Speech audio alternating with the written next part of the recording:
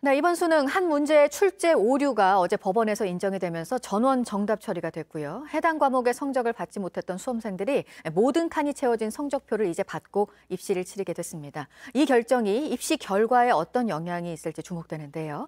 공신력에 타격을 입게 된 평가원에 대한 논란도 이어지고 있습니다. 오효정 기자입니다.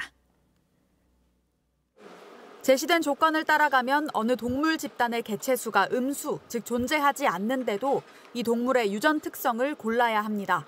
이번 수능 생명과학 2 과목의 20번이 문제가 된 이유입니다. 자신의 계산이 잘못됐다고 생각한 학생들은 검산을 반복해 시간을 다 썼고 결국 다른 문제풀이에도 영향을 받았습니다. 교육과정평가원 측은 줄곧 풀면 풀 수 있다는 입장이었습니다.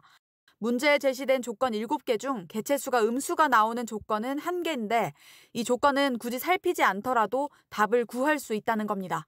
신속하게 답을 구하는 게 통상적인 풀이라고도 했습니다. 법원의 판단은 달랐습니다.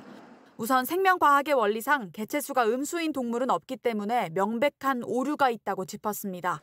이어 신속하게 답만 고른 학생과 여러 차례 자신의 계산을 의심했던 학생의 수학 능력에 차이가 있느냐고 되물었습니다. 그런데도 정답을 유지한다면 수험생들은 문제에 파고들수록 자신에게 불리하다는 생각을 하게 될 것이라고 했습니다. 사고력과 창의성을 발휘하기보다 출제자가 의도한 특정 방법을 찾는 것에만 초점을 두게 될 거라는 겁니다. 재판부는 이 문제가 평가 지표로서의 기능을 잃었기 때문에 정답 결정을 취소한다고 밝혔습니다. 실수를 인정하고 잘못된 부분을 바로잡는 노력을 어른들이 해주시리라 믿었습니다. 학생들은 그동안 해외 석학들에게 직접 자문을 구하고 소셜미디어 계정을 만들어 홍보에 나서기도 했습니다. 주변 분들이 많은 우려가 있었습니다. 굳이 네가 나서야겠느냐. 앞으로 봐야 알겠지만 오늘 재판 결과로만 봤을 때 저희가 이런 행동을 한 것은 옳았다고 생각합니다. 평가원장은 어제 자리에서 물러났습니다.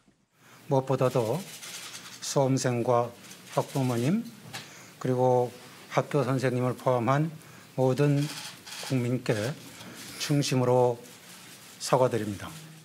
평가원 측은 더 이상 수험생들에게 피해를 줄 수 없다며 항소는 고민하지 않는다고 했습니다.